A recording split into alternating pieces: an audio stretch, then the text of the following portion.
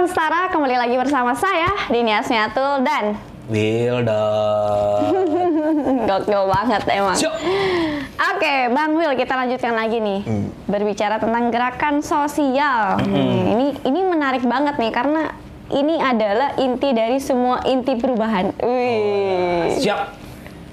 Nah, karena Bang Wil ini adalah salah satu inisiator komunitas warga muda gitu ya, dan banyak komunitas lainnya yang nggak bisa disebutkan satu persatu. Jadi ini saya pengen nanya nih, bagaimana sebenarnya komunitas ini bisa membuat suatu perubahan di negara ya. Nah, gimana nih menurut Bang Wil nih?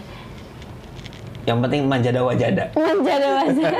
Kalau istilah pepatah Arab gitu kan. Dan sebenarnya ngomongin perubahan ini adalah sesuatu yang selalu diucapkan sama teman-teman yang berada dalam komunitas, organisasi, lembaga, perusahaan, semua pasti ngomongin soal perubahan.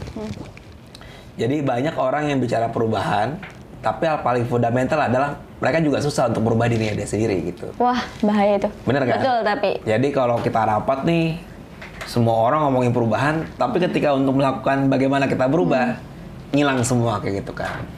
Nah, jadi gua ngelihat bahwa memang melakukan perubahan itu bukan barang gampang. Jadi orang selalu mikir ketika kita dorong perubahan, berarti kita harus menekan lebih banyak orang untuk berubah, menceramai orang untuk lebih berubah, dan melakukan tindakan persuasi untuk perubahan. Padahal semakin kita tekan atau semakin kita dorong, orang ternyata semakin melawan itu dalam konteks alam bawah sadar kita. Makanya ada satu buku bagus, aku kebetulan baca, Katalis, dia dari penulisnya Jonah Berger. Dia bilang bahwa sesuatu yang awalnya tidak bergerak, dia akan tetap tidak bergerak. Kalau awalnya dia bergerak, punya potensi gerak, itu gerak. Jadi dia mencoba menganalogikan dengan teori fisika Isaac Newton. Jadi Isaac Newton tuh bilang ada fenomena inersia, katanya tuh. Inersia tuh benda yang secara fisika, benda yang tidak bergerak mau sampai kapanpun nggak akan bergerak, tapi benda yang bergerak akan cenderung bergerak terus. Nah, jadi yang mau saya katakan adalah apa? Itu pun seperti kayak tata surya nih di kita kan. Jadi kita punya orbit, ya bumi yang bakal berotasi terus gitu. Begitupun dengan planet-planet yang lain. Nah, ternyata rotasi itu bisa mencerminkan dalam proses yang namanya pola kebiasaan. Kalau kata Pierre Bourdieu habitus, katanya yang penulis Autonomy Habit ya habit gitu kan, dan semacamnya. Jadi ada semacam inersia sosial. Jadi kalau memang dari awalnya itu tidak ada perubahan, ya sampai mampus pun tidak akan ada perubahan. Tidak akan bergerak juga. Tidak akan bergerak juga. Nah, terus pertanyaannya, bagaimana membuat perubahan itu sendiri. Jadi yang sering kita lihat bahwa anak-anak komunitas, NGO dan semacamnya itu dia selalu bicara soal ide perubahannya. Tapi nggak pernah bicara soal kenapa perubahan itu akhirnya nggak terjadi. Ya kan? Makanya saya selalu memulai ketika bicara atau kita mau mengurai sesuatu, melakukan problem solving atau melakukan eksperimentasi gerakan sosial, kita harus lihat apa sih yang membuat komunitas atau sistem ini tidak berubah. Jadi kadangkala ketika melakukan perubahan, kita nggak perlu mendorong perubahan. Cuma yang penting itu menghapus hambatan perubahan itu. Contoh nih, misalnya orang selalu ketika mogok mobil, itu didorong-dorong tuh mobilnya biar jalan. Ya kan dorong-dorong mobilnya jalan, biar tapi nggak jalan-jalan. Ternyata ada hal yang lupa. Tuas rem tangannya nggak dibuka, Pak. Padahal kalau mungkin kita buka rem tangannya, bahkan kalau misalnya diturunan nggak usah didorong, dia jalan. Nah, maksudnya dalam konteks sosial, bisa nggak kita buat cari rem tangan yang belum terbuka itu. Nah, yang paling penting adalah menemukan rem tangan itu dan akhirnya melepaskannya. Nah, nanti ketika akhirnya dia udah bergerak, ya akhirnya perubahan itu akan bergerak dengan sendirinya sih. Nah, pada konteks ini yang mau saya kasih tahu, sebenarnya banyak tuh tuas rem yang belum kita buka. Nah, tinggal kita gimana sama-sama jujur nih untuk bicara soal hambatan-hambatan dulu aja. Iya. bukan perubahannya dulu. Hambatan-hambatan apa yang bisa kita urai, bisa kita hilangkan agar perubahan itu bisa muncul dengan sendirinya gitu sih. Iya. Dan kayaknya harus kita kenali diri sendiri dulu nggak sih? Betul. Kadang kita berbicara negara, tapi diri sendiri belum beres gitu Iya, ya. betul. Dan memang betul sekali sih, berbicara apa yang bisa jadi perubahan itu ya intinya adalah gerakan-gerakan kecil itu. Ya. Gerakan yang harus kita gerakan gitu ya. Gerakan kecil yang mencoba menghilangkan hambatan-hambatan perubahan itu. Ah. Jadi hambatan itu nggak hanya dalam konteks diri sendiri, tapi pada konteks komunitas, bahkan konteks kenegaraan nantinya. Yes. Nah, ini menarik nih. Disentil nih negara nih. Lantas kemudian komunitas ataupun gerakan sosial apa nih yang dapat diterima oleh negara nih? Oh, saya dapat terima negara.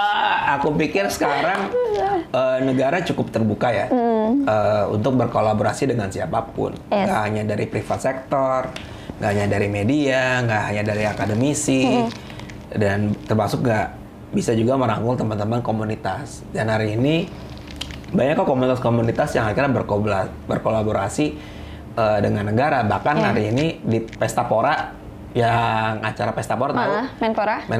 Pesta Pora dibikin sama Kiki Ucup dan hari ini berkolaborasi dengan negara yaitu Kemenpora. Yes. Itu terjadi tuh dan akan acaranya ini bakal gede banget. Dan posisinya Ada tiket gratisnya nggak? lebih baik saya ya. Akhirnya itu juga soal paradigma bagaimana akhirnya negara melihat komunitas dan bagaimana komunitas melihat negara. Ya. Nah, maksudnya adalah kalau ditanya apa sih yang membuat negara, pemerintah tertarik nih buat merangkul komunitas-komunitas ini. Jadi ada satu hal yang aku amati ya, bahwa sebenarnya negara ini akan merangkul komunitas kalau komunitasnya itu udah proven atau terbukti melakukan perubahan dalam skup yang kecil. Jadi kita bisa lihat beberapa kali Jokowi atau kementerian terkait ketika ada komunitas yang tumbuh, entah itu komunitas lingkungan, komunitas pangan, apa semacamnya, dia konkretin lakuin suatu, nggak usah ada ngomong kabupaten, di tingkat kecamatan. Dan ketika dia bagus, dia akan dapat afirmasi dari negara. Untuk posisinya didampingin tadi, perbesar gerakannya atau dieskalasi ke nasional atau direplikasi di daerah lain. Nah, berarti yang paling penting dalam komunitas sekarang adalah apa?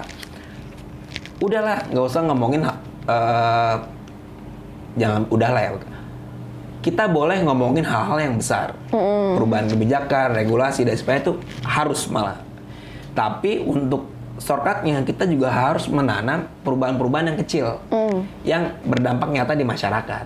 Karena ketika udah ada prototipenya, udah ada modelnya, udah ada konsepnya, terus udah ada proses, kalau di perusahaan udah proses bisnisnya, model bisa jelas, ya itu akan lebih mudah direplikasi oleh negara atau mendorong bantuan dari negara. Jadi tinggal kita ya sendiri, kita mau memulai konsep yang besar tapi tidak pernah punya dampak di masyarakat, atau ada sesuatu yang kecil tapi berdampak langsung dengan masyarakat yang akhirnya itu dihargai. Nah, menurutku komunitas-komunitas itu ketika mau berkolaborasi sama negara ya melakukan hal itu. Gitu. Yes, sepakat banget sih. Dan itu terasa banget sih, jadi kayak perubahan terhadap diri sendiri gitu ya.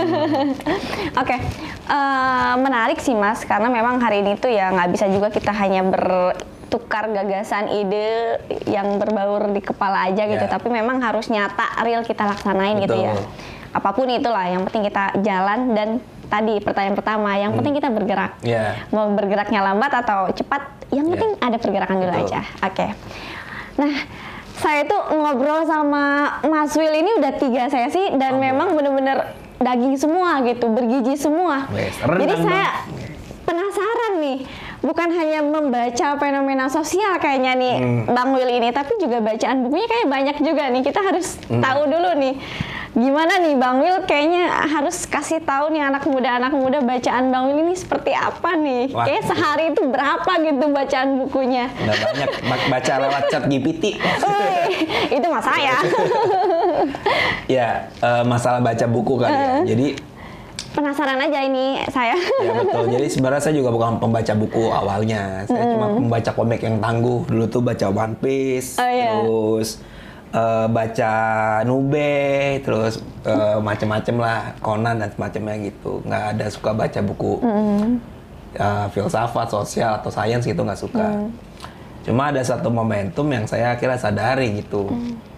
Nabi Muhammad, Nabi Muhammad pernah bicara soal ikro kan, baca. Ikro baca ya. Ya ternyata tuh menurutku itu salah satu perintah yang paling penting gitu. Kenapa paling penting? Karena akhirnya itu yang membuat kita terus menjaga diri, mengontrol diri, bakal memperbaiki diri atau mengembangkan diri gitu kan. Yes, betul. Karena supply dari apa yang kita baca itu ternyata menguntungkan kita juga. Maksudnya, coba deh kita bayangin deh, kalau seandainya Thomas Alva Edison, Thomas Alva Edison itu dia bikin lampu tuh sampai 1001 kali kesalahan lah, cerita gitu, mitosnya kayak gitu kan. Tapi apa yang kita pelajari kalau seandainya Thomas Alva Edison ini dia itu nggak nulis catatannya dia. Dan di generasi selanjutnya nggak ada orang yang baca tulisannya dia. Mungkin hari ini lampu-lampu gini udah nggak ada, Bos. Kita mengulang-ulangi hal yang sama gitu kan. Begitupun dengan proses membaca. Membaca itu selain sebagai pengetahuan, tapi itu juga sebagai kekuasaan sebenarnya kalau kata Michael Foucault kan. Kekuasaan dalam artian apa? Ketika punya kekuasaan, kita akhirnya bisa nata nih. Nata diri sendiri, nata komunitas kita, bahkan nata negara gitu. Amin. Ke depan. Calon pemimpin masa depan. Bukan, karena nata negara ini nggak bisa diisi sama otak kosong. Karena tuh pernah ada yang bilang hal yang paling menyeramkan itu adalah ketika ada orang bodoh, tapi di benaknya tuh tumbuh ambisi kekuasaan. Yes. Itu hal yang paling mengerikan dalam proses kenegaraan kita. Nah, dalam konteks itu kita harus sadari bahwa hari ini minat baca di Indonesia tuh rendah. Kamu sedih gak itu? Sedih banget. Sedih kan? Kalau buat saya, itu peluang. Gimana tuh bisa jadi peluang? Itu peluang, karena sekarang gini, ini mungkin aku rada satir sih ya. Tapi itu peluang. Contoh deh, sekarang minat bacanya rendah. Berarti untuk menjadi orang terbaik di Indonesia, satu syarat tangganya apa kira-kira? Membaca. Iya. Jadi daripada capek-capek menyeramai orang untuk membaca, sudah itu anggap saja untuk mempercepat karir kita, kayak gitu. Ini tipsnya guys. Nah, maksudnya, tapi bukan berarti karir kita itu dipakai untuk kepentingan kita diri sendiri. Karena menurutku, aku pembaca Paul Fair juga dan semacamnya, apa gunanya pengetahuan buat diri sendiri, tapi kita harus membuat dampak sosial, perubahan sosial di sekitar kita. Nah, tinggal pilihan step dalam strategi berkomunitas atau strategi gerakan. Yes. Apakah kamu mau menyadari semua orang ini dulu membaca, atau kamu menjadi pembaca yang akhirnya dari reader menjadi leader? Amin. Harus. Pas sudah jadi leader, orang ini akan nurut sama kamu, kayak gitu kan. Kita ada program wajib membaca apa semacam ini, cuma soal strategi. Kalau ditanya mana yang lebih baik atau enggak, saya tidak tahu. Tapi saya meyakini sekarang daripada menceramahi adik-adik organisasi membaca, sudah. Kita tunjukkan aja kita pembaca yang baik, akhirnya kita punya dampak yang lebih oke. Dari reader to leader gitu kan. Walaupun saya juga bukan pemimpin yang baik. Tapi pemimpin yang baik itu sepanjang sejarah bangsa kita itu adalah pembaca yang tangguh. Soekarno, Sahrir, Tan Malaka, dan sebagainya. Jadi nggak ada alasan ketika kita bukan jadi pembaca buku yang baik gitu. Bahkan kalau ditanya, misalnya tanya ya, apa sih referensi yang dibaca sama gua gitu. Gua pembaca yang dianggap bisa dibilang rakus kalau gue. Bukan karena rakus dalam artian gue baca buku banyak juga, enggak. Gua suka menantang diri gua sama literatur yang nggak biasa buat gua. Jadi gua tuh semenjak kuliah itu gua banyak kuat dibaca di sosiologi, filsafat, politik sama ekonomi. Nah, ternyata ketika gue baca itu, ternyata gue masih merasa ada kemiskinan intelektual di diri gue. Karena ternyata nggak bisa yang namanya ngelihat realitas sosial itu dalam kacamata kuda.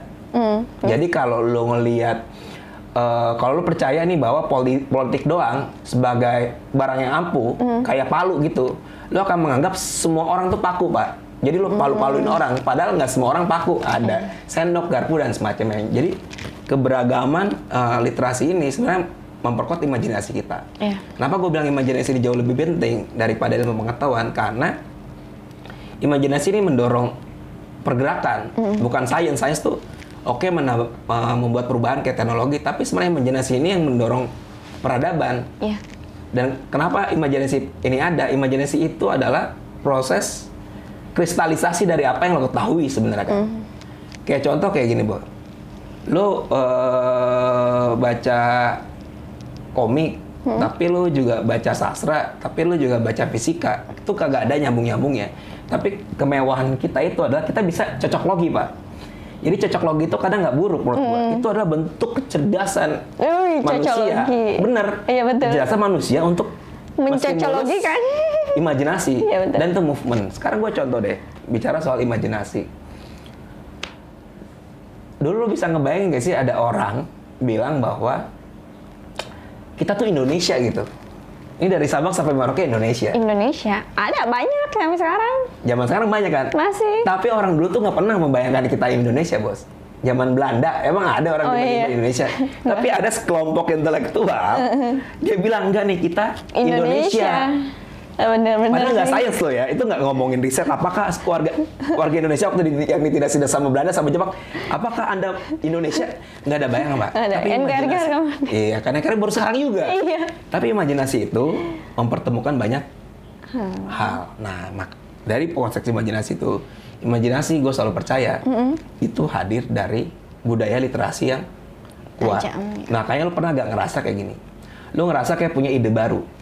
Ya kan, oh gue ide baru nih. Tapi ketika lo terus literatur, ternyata udah ratusan bahkan 2.000 orang lebih yang berpikir sama lo. Nah, gimana cara shortcutnya untuk tidak melakukan hal yang sama? Adalah lo membaca literatur itu, dan akhirnya lo tahu, oh ternyata yang gue lakukan baru ada bedanya daripada sebelumnya. Jadi makanya tantanglah diri lo untuk belajar yang lain. Karena kenapa penting?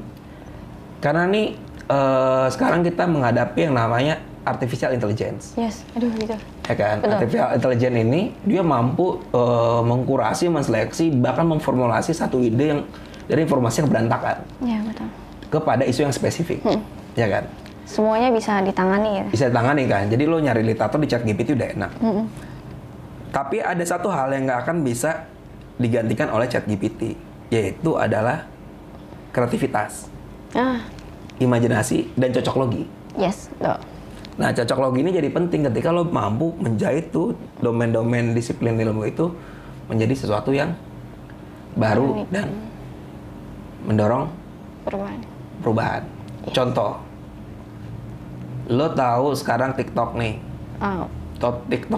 TikTok itu awalnya sosial media. Ada algoritma di sosial media. Tapi sekarang jadi social commerce. Itu berkat siapa? Berkat imajinasi. Kreativitas orang-orang TikTok. Orang-orang TikTok. Yang sekarang lagi dilawan tuh sama Indonesia sama Inggris. Iya. Karena menghancurkan UMKM gitu. Tapi maksudnya yang gue kasih tahu adalah kemampuan manusia tuh bakal ada harganya ketika dia mampu mengakumulasi pengetahuan dan mengkoneksikan antara pengetahuan yang dimiliki dengan pengetahuan yang tidak dia miliki. Bahkan yang paling penting adalah sekarang orang-orang cerdas itu adalah tahu apa yang dia tidak tahu. Iya. Itu yang lebih keren. Dan semua jembatan itu ternyata ada di buku. Gitu, Bos. Semangat membaca, guys. Bener. Iya, bener. Ya, semoga yang ngawang-ngawang sih ngomong gue, tapi bener. Ya gitu. Bener. Itu jadi kayak deep banget gitu ya kayak. Iya. Iya, ya gue tuh sebenarnya masih banyak kurang di sini gitu loh. Dan memang betul banget sih ya, tadi. Misalnya teman gue ada Iksan, dia baca nih pertahanan nih dari S1 sampai dia sekarang nih. Gue yakin dia akan irrelevan ke depan ketika ada satu big data yang akhirnya memproses semua teori-teori pertahanan. Gimana tuh Bang Irfan? Dia kan itu. Karena hari ini pertahanan definitif mungkin hari ini orang dia belajar soal senjata. Data pertahanan sekarang mulai banyak juga yang bicara soal budaya pop sebagai serangan pertahanan gitu kan. Budaya Indonesia. Iya, gitu. Misalnya kayak gitu. Berarti dia selain baca pertahanan harusnya juga baca sejarah Korea maupun BTS kayak gitu kan. Atau belajar anim-anim Jepang bagaimana menginovasi kebudayaan kita gitu. Intinya harus belajar semua. Iya. Karena hari ini tuh kalau misalkan kita nggak belajar, nggak mengikuti, kita ketinggal. Ketinggal, benar. Jadi memang harus mengikuti pergerakan kita hari ini ya. Jadi gue kasih pertanyaan nih ke lo nih. Aduh, apa lagi nih? Jangan ampun. Di era sekarang ya, maksudnya tadi kita ngomong perubahan, komunitas dan semacamnya, itu ada perdebatan nggak pernah selesai. Konteks intelektual. Sebaiknya nih anak muda kayak lu nih, gue lagi. Apakah menjadi orang yang spesialis, apa menjadi orang yang generalis? Menurut lo gimana? Kalau gue ya. Di era sekarang nih. Nah, ini relate nih sama kehidupan gue hari ini yang lagi dalam masa kebingungan. Karena berpikir kita harus mengetahui dan bisa apapun juga itu kurang bagus ya, kata orang-orang terdahulu sih ya. Orang tuaku bilang kayak gitu. Kamu ini digarap, itu digarap, di politik iya, di organisasi gitulah ya orang-orang. Kamu harus punya expert gitu lah. Kamu harus punya expert. Tapi kalau aku tetap satu expert itu juga aku ketinggal gitu loh. Nah akhirnya hari ini tuh ada kebingungan, ini pertanyaannya bikin gue bingung juga nih, karena pertanyaan orang tua yang biasanya juga hadir gitu. Dan hari ini tuh kita masih meraba-raba karena itu kebanyakan informasi, kebanyakan skill yang harus kita bisa, akhirnya kita bingung. Expertnya mau di mana ya? Padahal semuanya juga kalau kita mau fokus satu expert. Nah, gue balikin lagi pertanyaannya. Gimana ini menghadapi situasi seperti itu? Karena Gen Z itu kan dituntut untuk bisa segala. Iya kan? Tapi dituntut bisa segala juga kita akhirnya dituntut harus expert juga. Gimana nih Bang? Gue bingung nih menentukan masa depan gue di mana. Jadi ya, karena menurut gue ini penting. Karena pilihan spesialis dan generalis itu akan menentukan peta jalan lo membaca buku. Yes, betul. Ya kan? Lo akan punya roadmap kalau mau jadi spesialis ya berarti lo jangan kemana-mana. Jangan sesat lo. Udah hukum aja, politik aja dan semacamnya. Jadi kalau gua tergantung. Serius nih gue nih. Iya, lo tergantung ambisi lo jadi apa. Ya. Kalau lo ambisi lo hanya sebagai pakar di bidang tertentu untuk menjaga stabilitas sosial, politik, ekonomi, lo cocok jadi spesialis. Tapi kalau lo pengen melakukan perubahan dan menjadi pemimpin dunia ini, lo harus jadi generalis. Wih, agak berat tuh. Karena David Epstein pernah punya buku namanya Range. Jadi perubahan-perubahan itu ternyata selalu distimulus sama orang yang generalis. Oh, mudah-mudahan. Dan sebenarnya pengetahuannya juga nggak dalam-dalam banget. Iya. Tapi dia bisa melakukan konektivitas dan akumulasi pengetahuan. Dari apa yang dia dengar, dari apa yang dia baca, dari apa yang dia alami, Pak. Jadi ketika lo nih masuk komunitas, misalnya ada komunitas A, komunitas B, komunitas C, komunitas D, itu ada ekosistem beda. Dia memperkaya diri lo, Pak. Jadi ketika lo masuk ke ekosistem yang lebih besar, lo udah kaya nih secara tacit knowledge sama explicit knowledge. Nah, lo belajar sendiri soal knowledge management itu. Itu yang dipakai. Makanya kadang kalau lo lihat pemimpin besar, dia tuh nggak tahu dalam-dalam banget, tapi dia mampu mengkoneksikan orang-orang itu. Iya, lu kayak pinter ini, nah jadiin, nah pokoknya mau gue bikin begini, lu bikinin gua sekarang. Nah ini nggak bisa tanpa orang-orang generalis. Makanya kalau lo punya mimpi besar, jadilah orang generalis. Kalau lo cek dalam sejarah bangsa kita, presiden lah gue lihat, itu orang-orang rata-rata generalis, walaupun dia nggak punya spesifikasi teknis. Karena orang itu memang nggak urusan teknis, urusan dia adalah membangun orang percaya bahwa imajinasi ini bisa diwujudkan. Oh, berarti gue nggak harus pesimis ya? Nggak harus. Udah mulai pesimis ya, tapi gue jadi semangat lagi nih karena beberapa orang itu lu harus expert, lu harus di sini, lu harus di sini. Tapi gue orangnya itu generalis. Jadi kayak pengen, mungkin karena masih muda ya, jadi kayak gue pengen belajar ini, kayak pengen belajar ini gitu loh Bang. Nah, tapi makasih. Contoh lagi nih, tambahan. Sebagai, gak ada pertanyaan lain kan? Gak ada. Jadi gue bilang gini. Udah nih. Ini adalah pengamatan gue. Ngelihat proses bagaimana manusia tuh bergerak. Dari lo umur anak kecil, remaja, dewasa, sampai tua nanti. Yes. Dalam proses itu, lo mengakumulasi semua eksperimen, bahkan knowledge yang selama lo hidup. Jadi, akhirnya gue sadar bahwa ada titik tengah sebenarnya di antara spesialis dan generalis. Yes. Betul. Ini bukan gue so bijak ya. Tapi ternyata bukan spesialis di bidang apa. Kan orang nanya lu spesialis bidang apa? Hukum, ekonomi, dan semacamnya. Salah ternyata. Ya bukan salah sih, maksud gue. Kurang tepat lah ya. Menurut gue, lo harus jadi fungsi lo apa nih di bangsa ini? Yes. Apakah lo kolaborator? Apakah lo negosiator? Apakah lo katalisator? Atau kalau generalis kreatif atau apa dan semacamnya, orkestrator? Karena apa? Fungsi ini itu skill kita nih. Skill, soft skill sebenarnya, yang nggak bisa ditransfer gampang. Kalau gue lo harus lebih pede, kan nggak bisa tuh. Karena kan itu akumulasi. Tapi kalau yang isu, itu gampang diganti. Isu. Misalnya nih, kalau di level kita sekarang, nah gue ngomongin statement nih akhirnya. Lo umur berapa, sorry? 26. 26. Buat 26, orang kayak lo itu harus jadi spesialis. Jadi lo spesialis di bidang apa? Misal di bidang... Apa nih? Lo apa kuliah lo? Sosiologi. Sosiologi. Oke, lo spesialis di bidang sosiologi keluarga misalnya. Kan? Iya. Sosiologi keluarga.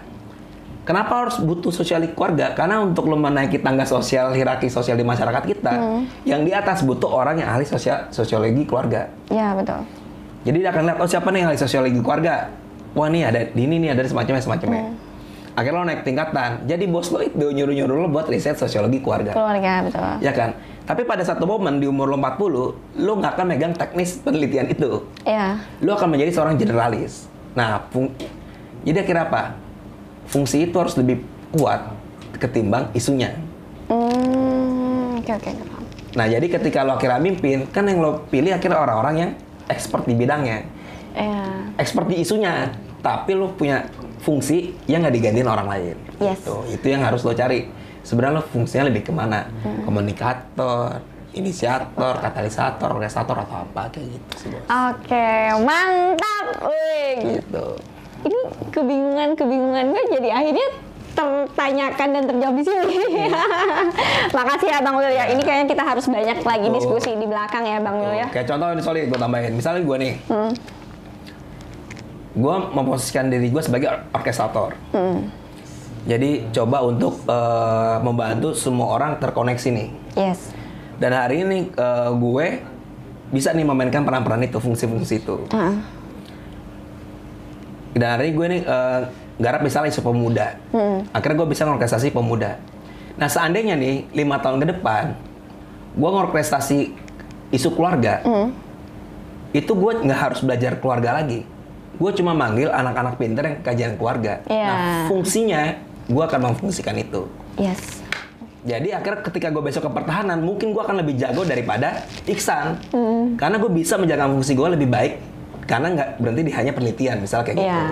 Itu biar maksud gue. orang-orang teknis Betul, yang mengerjakan karena ya. isu itu bisa diganti. Orang-orang pintar semakin banyak, Pak, sekarang. Tapi fungsi itu bisa menjalankan sebuah fungsi, itu nggak cuma modal knowledge. Yes.